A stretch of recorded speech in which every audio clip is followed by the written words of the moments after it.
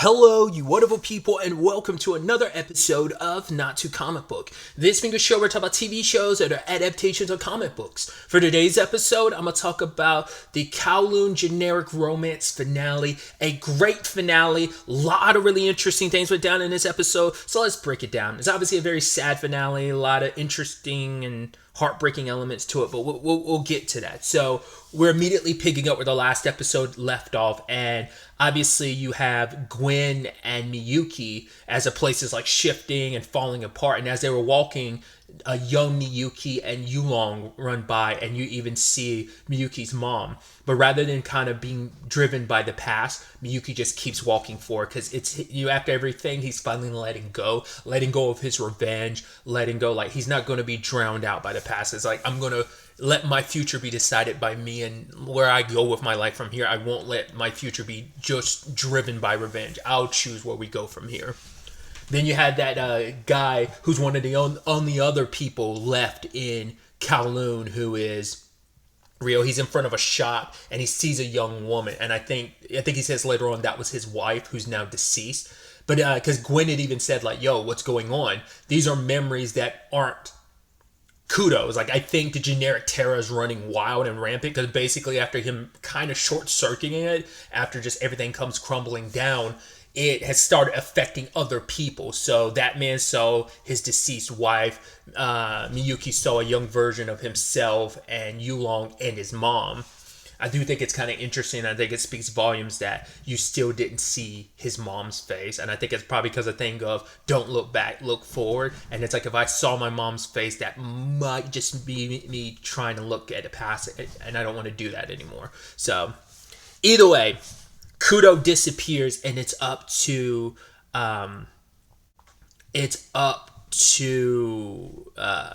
Reiko to try and track him down as the place is crumbling. Very like Inception-y. Then she falls and she's drowning in water, but then success shows up and kind of allows her to kind of breathe and swim again. And so we end up finding out a lot of interesting information. I'm conflating like the timeline of events in the episode in my head because I believe we found out about a lot of the Kudo and Kujai stuff definitely after Kudo had after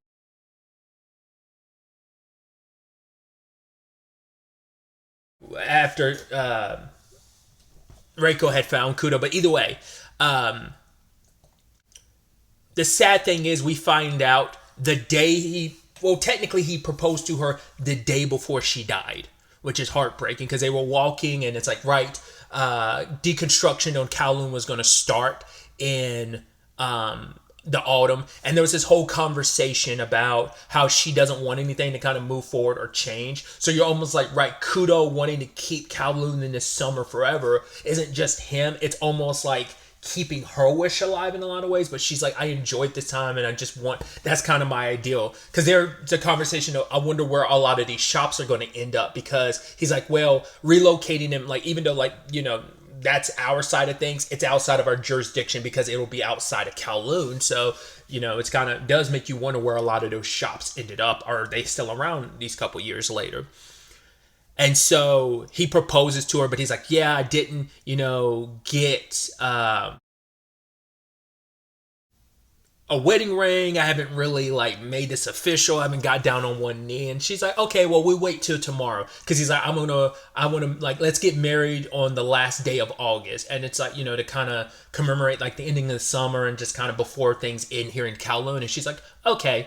And so them going to Gwen's, having that picture taken was that day. So they were literally engaged for like a couple hours. And then later that night, he found her dead at her place. You're like, oh, and the fact is, the heartbreaking thing is he found her body. You're just like, oh, that's rough. That's so heartbreaking. And that's the thing too, like I guess that's also the sad aspect of it. Unless someone leaves you a note, you'll never fully know in that situation what was going through that person's mind. You never can. And that, I think that's also like the heartbreaking element of it, where it's like you will never fully know like what was going through her mind at the end there. No one can know. Only Reiko will know. Well, Kujai B will know. Either way, at the same time this is all going down, like I said, I might be conflating the sequence of events, but Reiko ends up at their office and sees their boss disappearing, and she's like, "Right, this is on me," because it's not just about her. She's like, "I'm also affecting sadly, the other generics that are here. It's like it's because of me. Like this isn't just Kudo. This is my decision to try and find out what happened and uncovering the truth. My journey of absolute self has kind of led the domino effects to where we are right now, and so."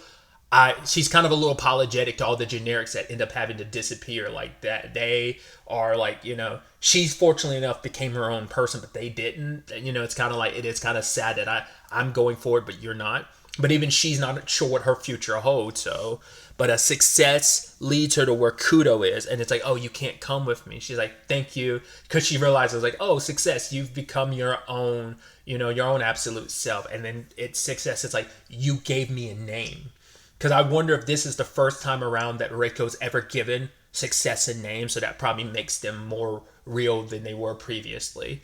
Either way, she goes into the theater and, like I said, sees the sequence of events. She's inside of Kudo's mind.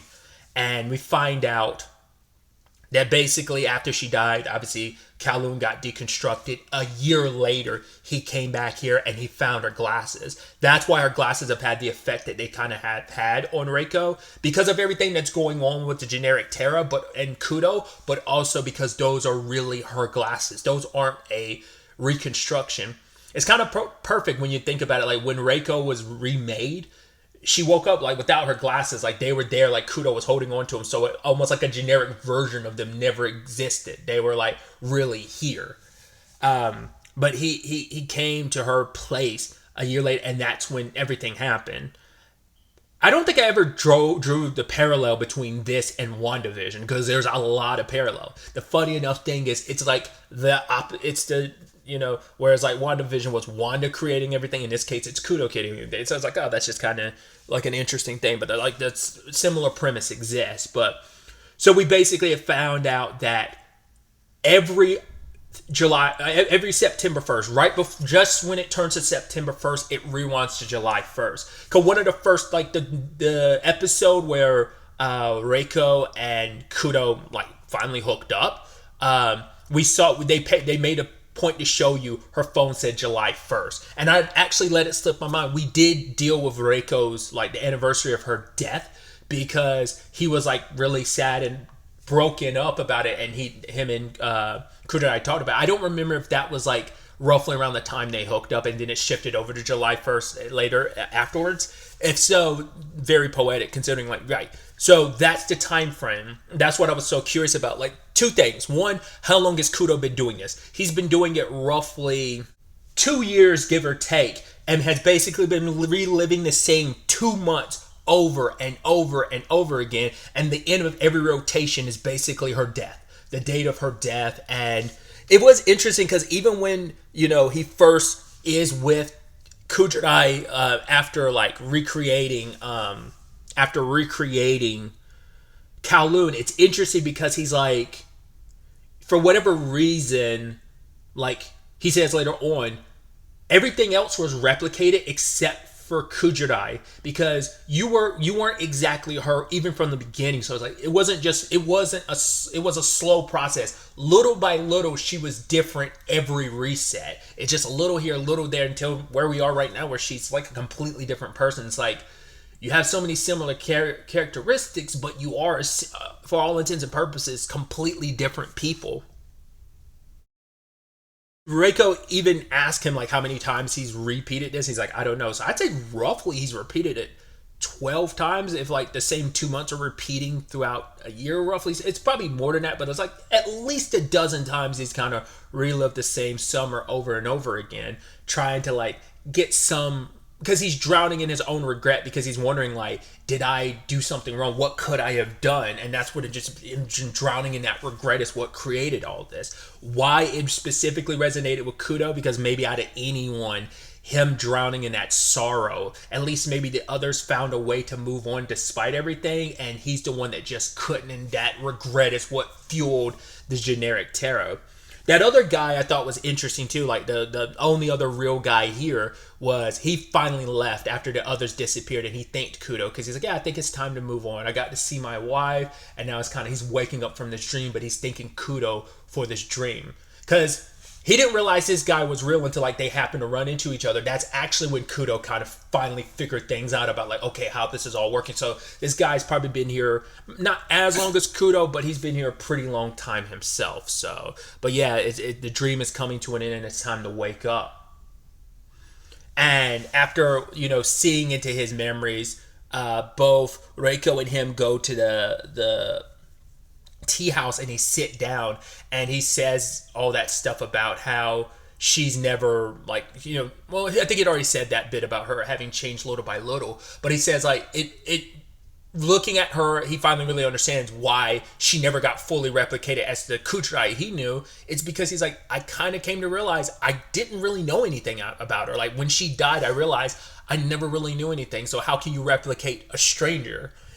There's little things that we've learned about Kujirai B, which are just the minimum things that roughly Kudo himself had learned, And it's like, right, I didn't really even know her. And it becomes this interesting, like philosophical question of can you ever really truly know another person in their entirety? And even Reiko being like, no, it's kind of, how can you really get to, know another person when oneself is so easy, so hard, like it's not that easy to even control yourself. So really kind of knowing all there is to know about another person.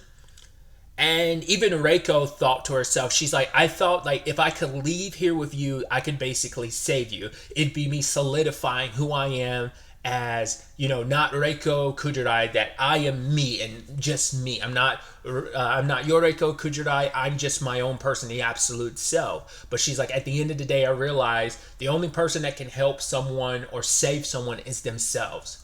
They're the only ones that can get through it. Like you can try and support someone, but that journey is theirs to take on their own. You can be there to support them in a lot of ways. You can nudge them in the right direction, but that journey is theirs. So she takes Kudo. She's like, there's one person that can help you through this, and he has to basically face himself, but she can't go in with him. And so she plans on leaving, and he's like, you might vanish. And she's like, yeah, but if I do, at the end of the day, whether I do or don't, at the end of the day, it'll be my choice to make, that I'm making this decision that I want to leave and see what will happen, And so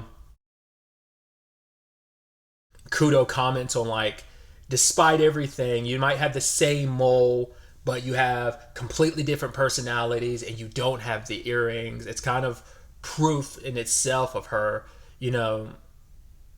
not being his Reiko Kujirai. I'm missing like some context in my head. I'm like, oh, there was something there in that specific conversation that I'm forgetting. But he goes into the door and he sees himself. The whole conversation of heroes always arrive late. But it's like, oh, these aren't the pills she took. It's like she didn't need them. So I'm like, I guess what he was thinking was, what if I did this? What if I did that? Like, for example, like, could I have even stopped this from even getting to that point? What if I had...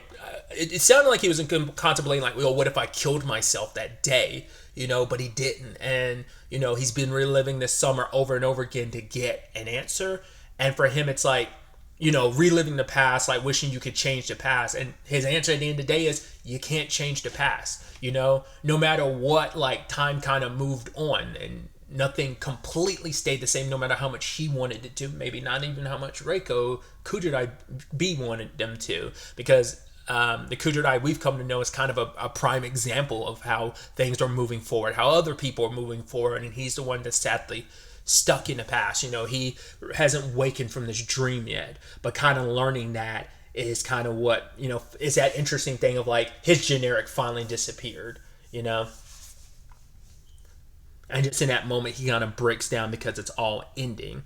And so at that moment, Reiko is making her way forward, and then she sees like that cat, and she sees that memory of Reiko talking to the landlady. And it's like, okay, this conversation of, what if you get a gift at your house? And she's like, well, I'll accept it wholeheartedly. And she's like, what if it changes the world? You accepting that gift? And she's like, then I'll be interested to see what this new world is. And Reiko, the whole conversation of untying the ribbon around the gift and the question being, and even that Reiko kind of having that conversation of, I'm wondering what the result's going to be either way. Whatever choice I make, it's just like our Reiko. At the end of the day, the choice is hers. As long as it's not taken from you, your choice is your choice. Once again, we still don't know the ins and outs, and I'm curious if the manga really goes in depth about what it was.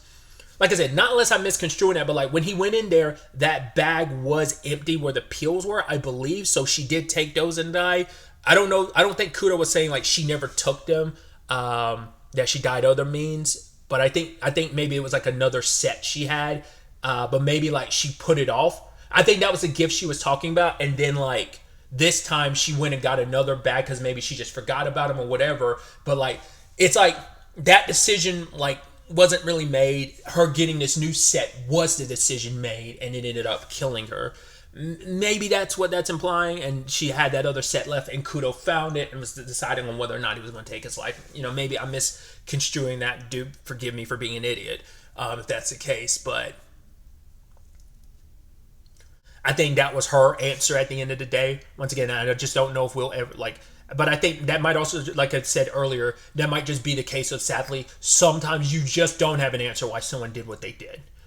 And so with that last kind of, I guess, slight piece to the puzzle, but also just kind of like that was Kujirai B's answer. This is our Reiko's answers. And just as she's walking out, the city disappears. The generic Terra disappears.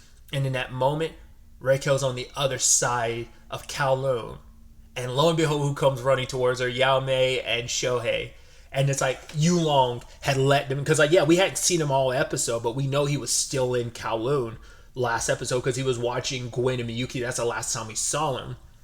And so I guess like it all worked out in the end because he didn't need to stay anymore. He didn't really need to worry about Kudo, because going after Kudo was him worried about Miyuki, but Miyuki already made his choice, so he didn't have to worry about it anymore. But he stuck around to see how the story comes to an end. But yeah, Yao Mei rushes over and she's like, oh my god, you became the real you. This is so great. This is so amazing. But it's like, what about Kudo? And they didn't see him. But it's like, yeah, like summer's finally over, which makes me think about like, Kingdom Hearts 2, my summer vacation is over. Always resonate with that. Like that line is always so damn powerful. Played the games and seen that scene multiple times. Still love that scene and that thing. But it's very befitting this whole situation. But it's like, yeah, waking up from that dream. But despite something ending, it is a new beginning as well, because they see like a dying sunflower, but then like there's some seeds there, kind of that future that's ahead waiting for them. But they're not alone because success is there, having found their absolute self as well. Luckily had some water. And we see Miyuki and Gwen walk away. So you're like, oh, I wonder what the future holds for them. And so we time skip 2 years into the future. I like to believe, like, Yao Mei and obviously Reiko, besties, still in each other's lives, but obviously it's like they meet up, every once in a while. I wonder, do they live together, or they just maybe live in a general same area? I'm assuming she's living in Hong Kong, maybe not. Also, Yao Mei confronted her mom, and she has both earrings matching, and I think it's like, right, she's accepted, like, this is my absolute self now that I have like a full pair of earrings now. This is me. So it's kind of a beautiful thing of like all of these characters, Miyuki, Gwen, Yulong, even the old man who left, and Kudo all found their absolute self. But to be fair, Kudo is going on a journey to still find that absolute version of himself. So, but yeah, 2 years later, she's living her life. We have no idea what name she's going by now. Did she change her name? Did she keep the name Reiko Kujirai? Because like, yeah, I might have the same name as her, but I'm not her. We are different people, and I am me. Which is very Persona-esque. I am me, I am thou type of conversation. But yeah, we found out that the Hebi Numa Corporation really didn't give any answers about the generic Terra going missing, but they've also dissolved, because I think that was Miyuki's choice, and apparently he hasn't really shown his face in 2 years. And I think for him, it's like, no, he's just living his quiet life, because the only reason that, he stayed with the Hebi Numa, like, corporation for his mom's sake, and then he stayed on after she passed for revenge against his dad. But his dad being in the state that he is, it's like, right, like my only reason for being here was revenge, and I gotta move on with my life. I gotta leave this all behind. I'm leaving revenge behind. I'm leaving all this behind. Like, so it is what it is. I'm dissolving the company. My dad's stuck in his dementia. I'm not going to be. It's an interesting parallel considering like all that him stuck kind of in the state that he's in is in a very similar state. So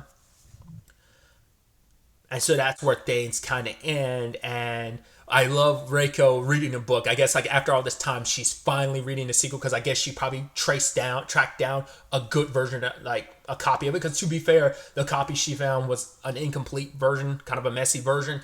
And it was also in Kowloon, so it disappeared. So I guess it took her this long to track down a proper version of the sequel, and she starts reading it. Which we know the whole point was Reiko Kujirai B refused to read the book because it's kind of perfect and great. Like as long as you never have the sequel to kind of ruin what was already kind of great, as long as you just leave it there. But it was also like kind of poetic for her, like not wanting to kind of go beyond, and this Reiko being fine with going beyond because I want to see where the story ends and a new beginning and stuff like that. Closing one chapter and closing one book and opening another type of thing. And it isn't Yao Mei that shows up, but funny enough, it's Kudo. And it's like, she's like, I haven't seen you for 2 years. He's like, well, I had to kind of set aside some stuff, but she's almost like kind of like, yeah, I trusted you. And he's eating Yao Mei's lemon chicken. It's like, well, she's not going to be too happy about that. But he's like, oh, like, look at you reading the book. You want me to tell you? Have you reached the end? Have you found out who the culprit is? Do you want me to tell you? She's like, no, don't spoil it for me. He's like, oh, your fine lines are like really coming in. That's what it was. I probably should go back and say this, but I was like, I remember now. It plays in perfectly because the whole point was like, and it ties into that, so I can still put it here. I finally remember what the last conversation they had before he went to talk to like that other version of himself. He was saying your personality and you didn't have the earrings, but he's like, I came to realize you're not a copy of Reiko. That's why you were born this way. And that's that. Because like, once again, the whole thing of like the fine lines are supposed to be your journey throughout life, and she never had one because she has no past, and now she has fine lines because she does have a past.